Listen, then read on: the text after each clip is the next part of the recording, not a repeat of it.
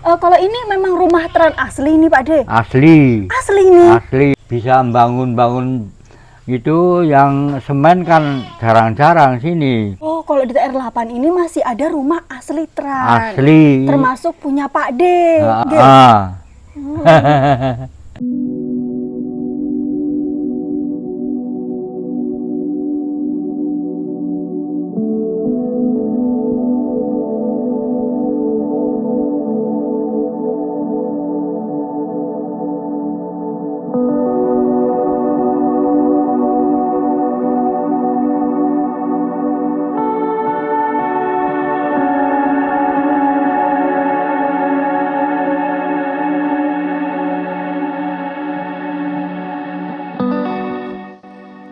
Pernahkah kamu melihat bangunan tua peninggalan transmigrasi yang masih berdiri hingga saat ini?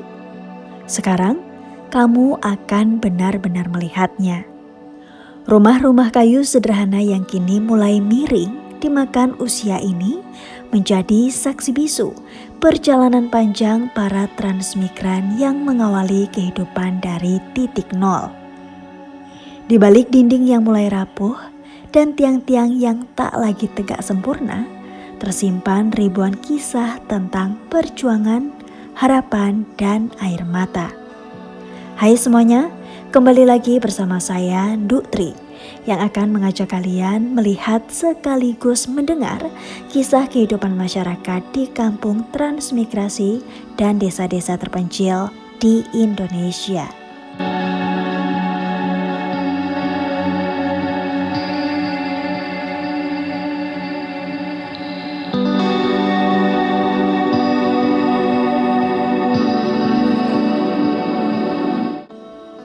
Perjalanan kali ini membawa kita menuju ke sebuah kampung transmigrasi tahun 2000-an yang berada di Desa Rantau Panjang, Kecamatan Simpang Hilir, Kabupaten Kayong Utara, Kalimantan Barat.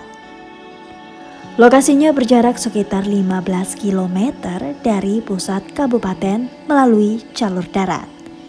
Di sebelah utara berbatasan dengan Desa Teluk Melano, di selatan dengan Kecamatan Sukadana, di timur dengan Taman Nasional Gunung Palung, dan di sebelah barat terbentang perairan laut.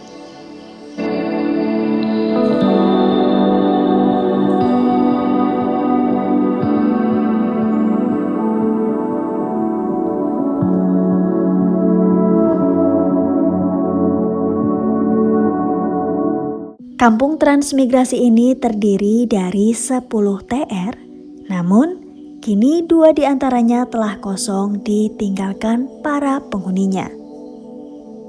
Saat memasuki kawasan ini, suasana yang terasa begitu tenang langsung menyambut.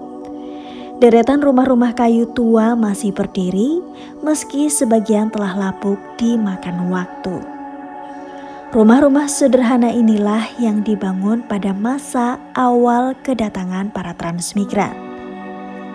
Selama lebih dari 2 dekade, rumah-rumah inilah yang menjadi tempat paling aman untuk pulang, tempat anak-anak tumbuh, dan tempat sebuah keluarga bertahan menghadapi kerasnya kehidupan.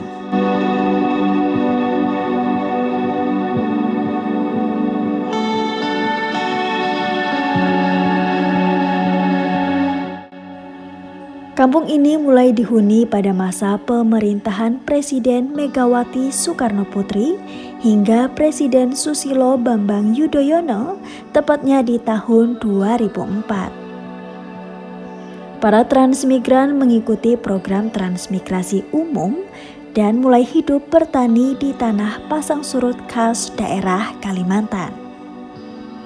Kini, sebagian besar warga menggantungkan penghasilan dari perkebunan kelapa sawit. Seperti banyak kampung transmigrasi lain yang telah kita telusuri sebelumnya. Namun, di balik kondisi kampung yang sedang kalian lihat sekarang ini, tersimpan kisah perjuangan para transmigran yang tak banyak telinga mendengar dan tak banyak mata yang menyaksikan.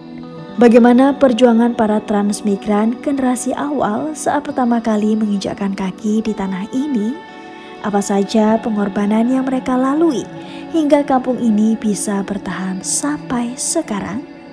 Jangan kemana-mana karena nanti kita mau mendengar kisah sesepuh Trans yang bertahan hingga sekarang di Tanah Harapan ini.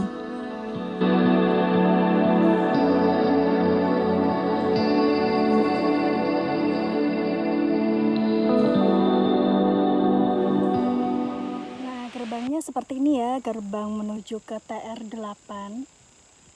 Terbuat dari bambu, teman-teman. Wah, ada kucing. Halo, kita kenalan dulu. Saya Nduk Tri. Lucu banget kucingnya. Oke, ternyata kalau ke sebelah sana itu adalah jalur menuju ke TR9. Kalau ke arah sana jalur menuju TR7 sampai TR1. Nanti kita mau lihat ya teman-teman bagaimana keadaan di sana.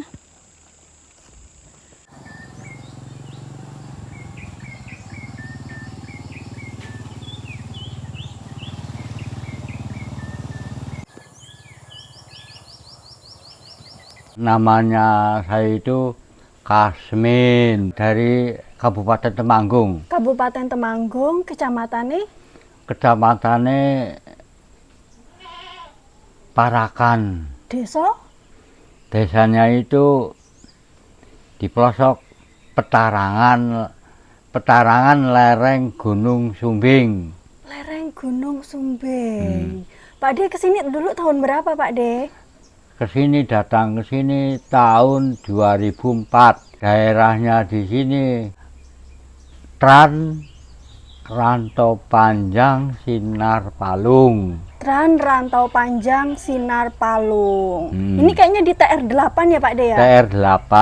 Kalau di sini TR-nya ada berapa Pak De? Jumlah rumah. Jumlah TR? Jumlah TR itu 10. 10? Semuanya itu Tran? Trans semua. Oh, Tran semua. Yang pertama TR1. Nomor 2 TR2, TR3, TR4, TR5, TR6, TR7, TR8, TR9, TR10. Oh, TR10 yang terakhir. Terakhir. Itu sama tahunnya atau beda-beda Pak De? Ya beda-beda lah. Oh, Wong itu orangnya nggak campur di sana kok. Ada yang Temanggung, ada yang Jawa Timur, ada yang Pemalang. campur. Ada yang itu mana? Mana Pak De? Ada yang Kaliangkrik, Kaliangkrik. Nggih. Kaliangkrik. Teng pundi? Kecamatan Kaliangkrik. Siapa itu saya nggak kenal. Nah, kalau pelosok-pelosoknya itu, wong itu saya itu ketemu di sini semua. Ketemunya di sini semua. Ini ketemunya belum perkenalan dulu. Ngerti saya itu di mana-mana di sini. Saya nggak tahu kalau di Tersisnya, kalau di Genahnya semua saya nggak tahu. Oh, nggak tahu. Tapi kalau di TR8 ini rata-rata dari mana Pak De? Ada yang Pemalang, ada yang Boyolali, ada Temanggung. Ini banyak Temanggung. Banyaknya Temanggung deh. Tengrio yang kalau ini memang rumah Tran asli nih Pak De? Asli. Asli nih. Asli. Saya lihat masih kalau rumah kayu ini masih banyak ya Pak De ya? Hah? Rumah kayu kayak gini masih banyak di TR8 gini ya? Masih banyak yang bisa bangun-bangun itu, yang semen kan jarang-jarang sini. Kalau di TR9 meh rata-rata. Nah, itu rumah semen. Oh, kalau di TR8 ini masih ada rumah asli Tran. Asli. Termasuk punya Pak D. Ini Tran itu asli Tran.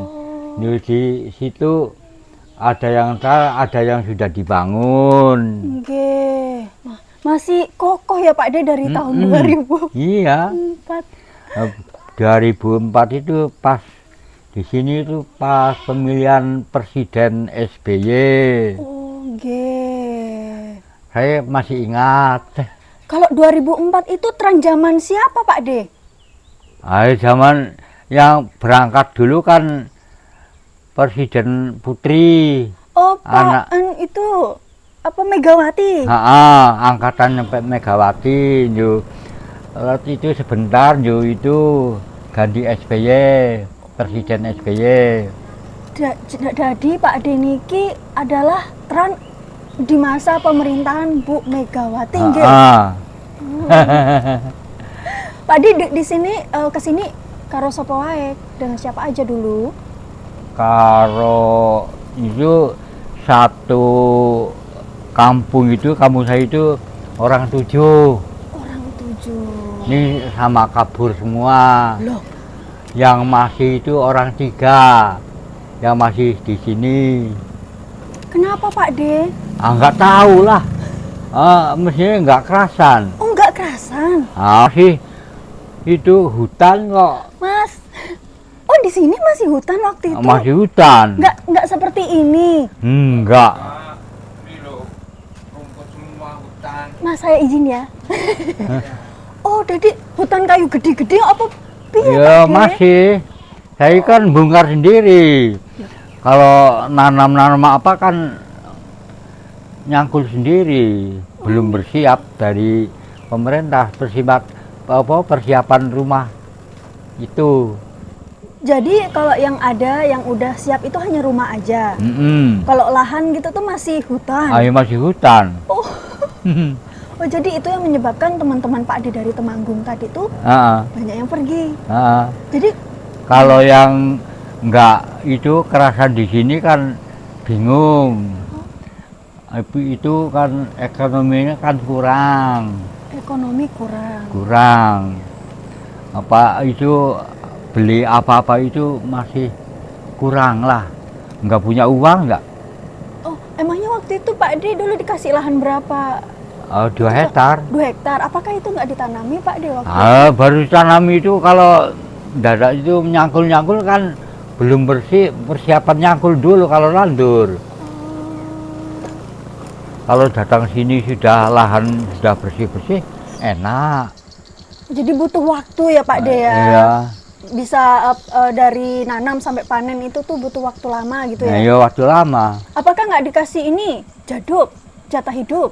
Jatah jaduk itu tiap bulan. Oh, tiap bulan dikasih. Kasih. Apa aja itu Pak De? Beras, pokoknya sembako lah. Oh, sembako. Oh. Selama berapa tahun itu? 1 tahun. Oh, 1 tahun. Kalau 1 tahun sudah habis kan bingung. Bingung itu ekonomi. Oh, jadi Saya itu sebelumnya bingung nanam cabai itu saya itu kerja di mana-mana. oh, jadi banyak warga Tran dulu itu tuh yang pergi dari sini untuk nyari pemasukan, nyari uang gitu ya Iya, Pak De ya? supaya ada pemasukan kan kerja. Kerja di mana Pak De dulu? Kerjanya itu ada yang Sukadana, ada yang Sido, ada yang kerja sawit di Julutung, kerja sawit di Teluk 7. Kerja di perkebunan sawit. Di PT. Di PT. Sebelumnya Pak De ini termasuk jenis tran apa Pak De? Kan ada tran umum, kan tran Bangdep, tran Pir. Kalau di sini tran apa Pak De? Tran umum. Oh, tran umum.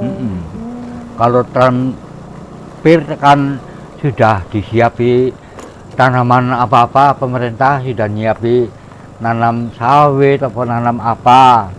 Ini masih kosong Oh, dari ini tran sini. umum ya. Masih Masih kosong. kosong ya Pak De. Kalau di TR8 ini dulu berapa kakak Pak De? 40. Woi, 40. 40 kakak. Ini sama kabur. Sekarang tinggal berapa Pak De? Tinggal 11. Tinggal 11 rumah. Itu TR8 aja kan Pak De? Iya. Termasuk banyak ya dulu ya Pak De ya? Sekarang tinggal 11 rumah saja. Itu tahun berapa Pak De mereka mulai pergi tuh Pak De? Ya tahun 2007, 2008, ada yang 2009, terakhir. Terakhir 2009. Mereka pada pergi.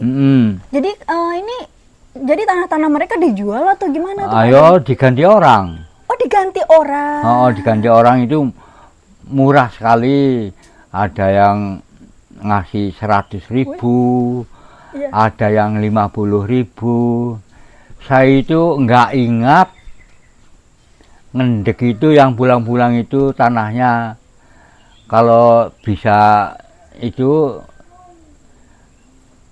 omongan saya itu nganu apa supaya punya saya itu nggak persiapan uang. Pak De dulu nggak persiapan uang.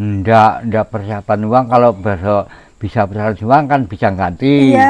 Nah, yang ganti itu malah orang kampung, malah lebih turun lagi harganya 100.000, ada yang 50, ada yang 75.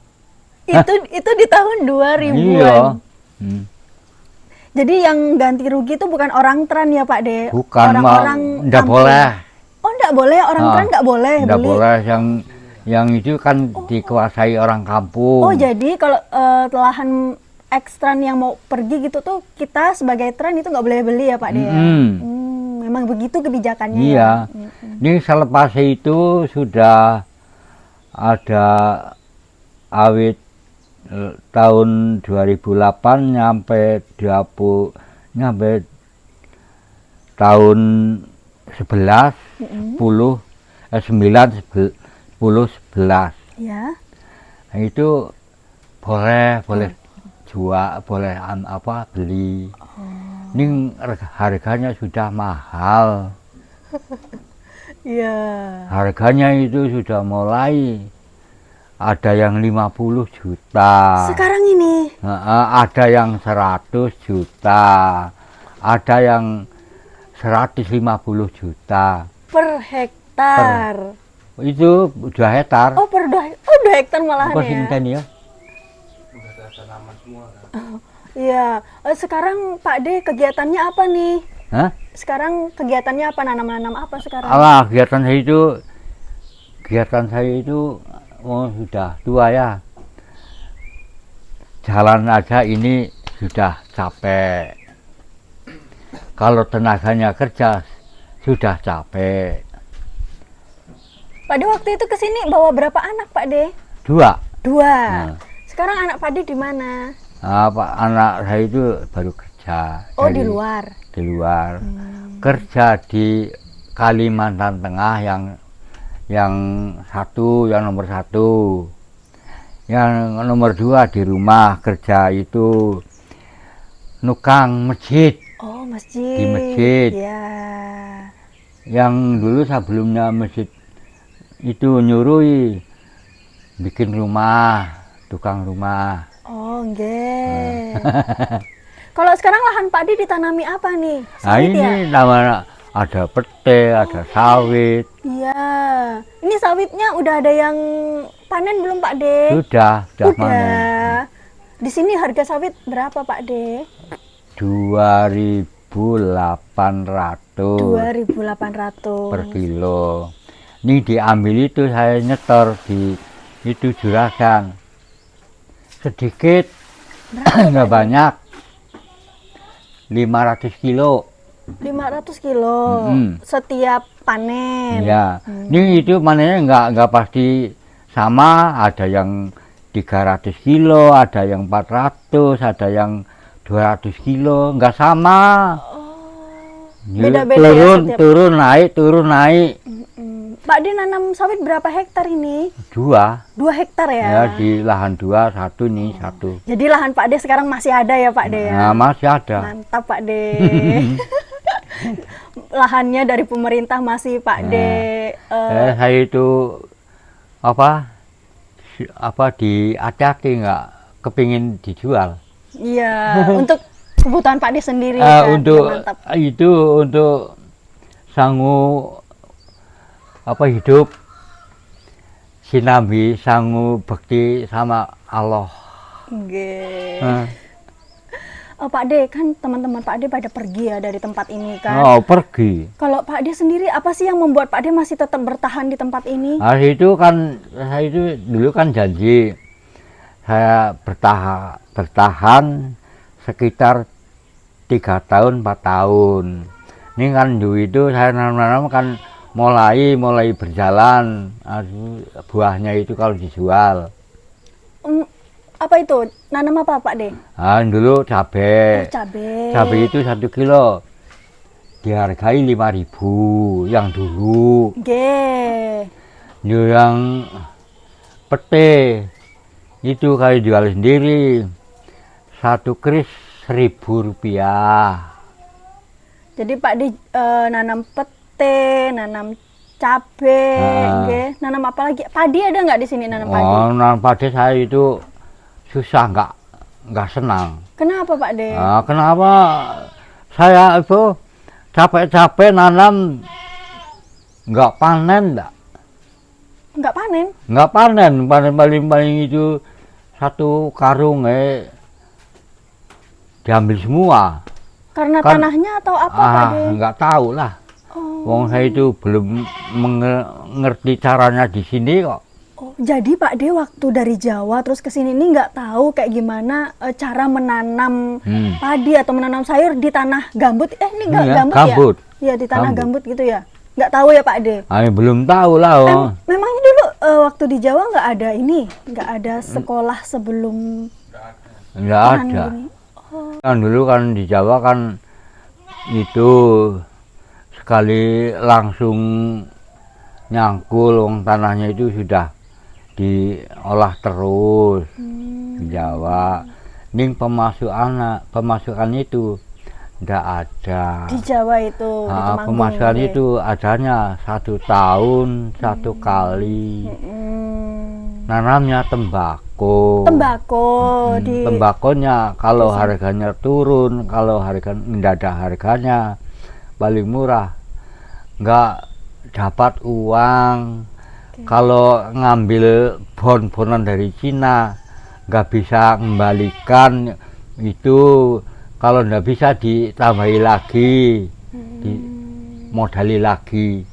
Lama-lama itu 1 tahun bisa kembalikan, yang keduanya nggak bisa, kan tambah biaya lagi. Itu nanam lagi itu bisa kembalikan, itu nggak semua. Jadi Pak De waktu di Jawa tuh memang kerjanya di ladang tembakau itu ya Pak De. Cuman karena susah jadi Pak De memutuskan untuk ikut teran. Kalau nanam lain tembakau itu nanam bawang merah, ada sawi, pokoknya sayur sembarang lah. Nggak ada pulang modalnya, pemasukannya itu jarang-jarang. Kalau enggak itu kerja orang-orang itu nggak punya pemasukan. Jadi kok menurut Pak De enak tinggal di sini atau di Jawa nih? Ayo, kalau ngerasakan ini enak di sini lah.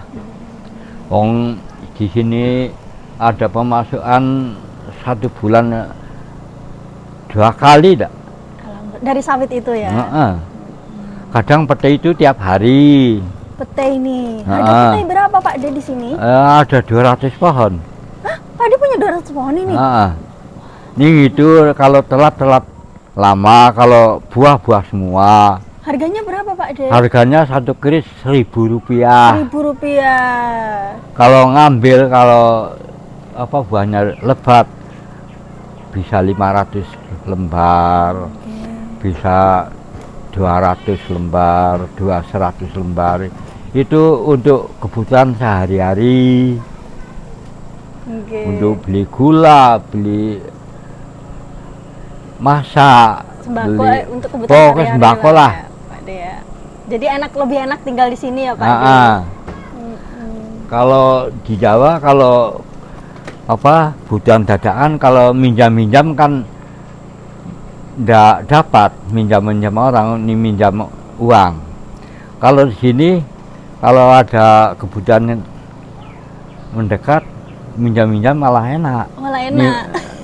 Itu minjam malah harus boleh.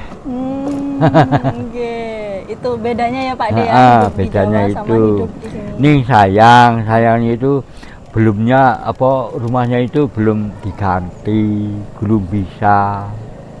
Oke, tapi mantap sih rumah Pak D masih kuat, masih kokoh sampai sekarang, peninggalan Tran zaman. Inilah saksi hidup Pak D tinggal di sini ya Mas ya. Kalau di sini tuh sering banjir nggak sih Pak D?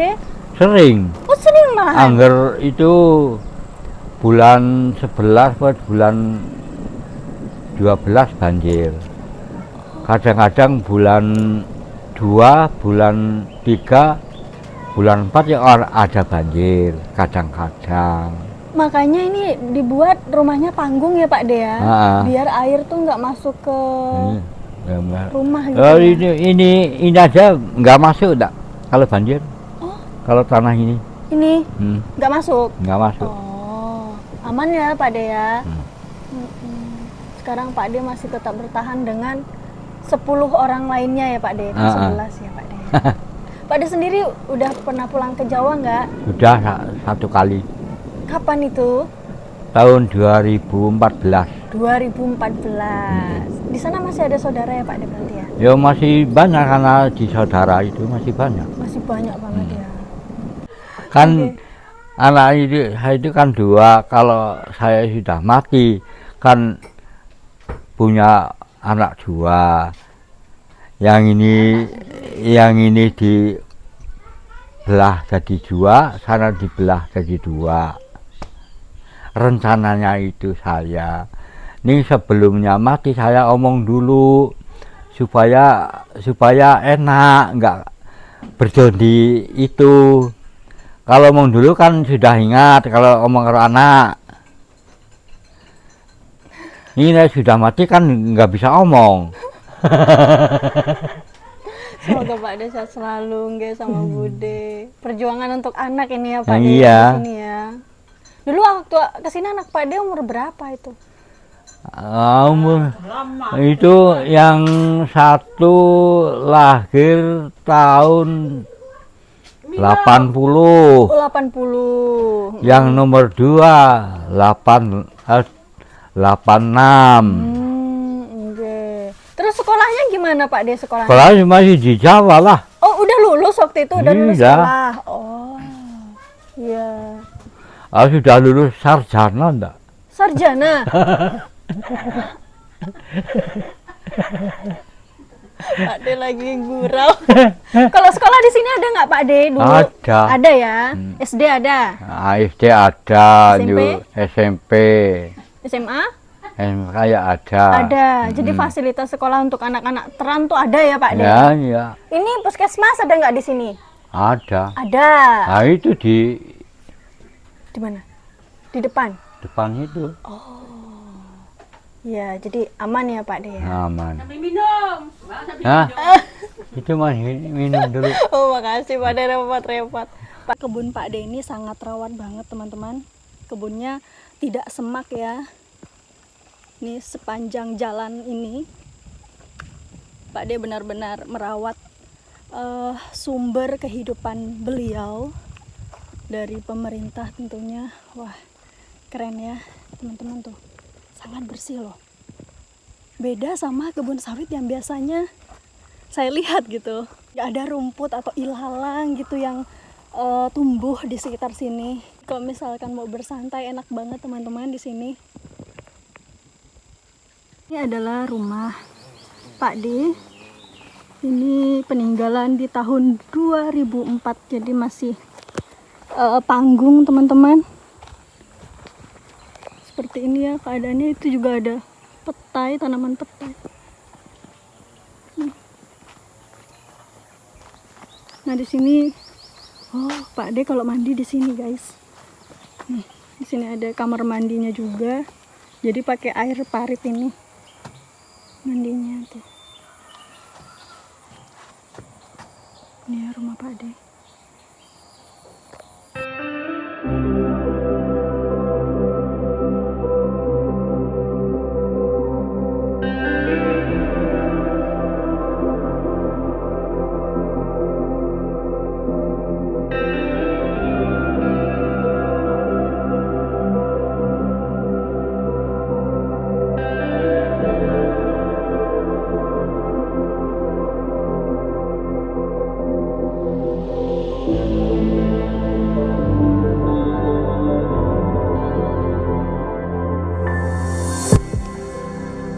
Oke guys, cukup sampai di sini video kita di episode kali ini.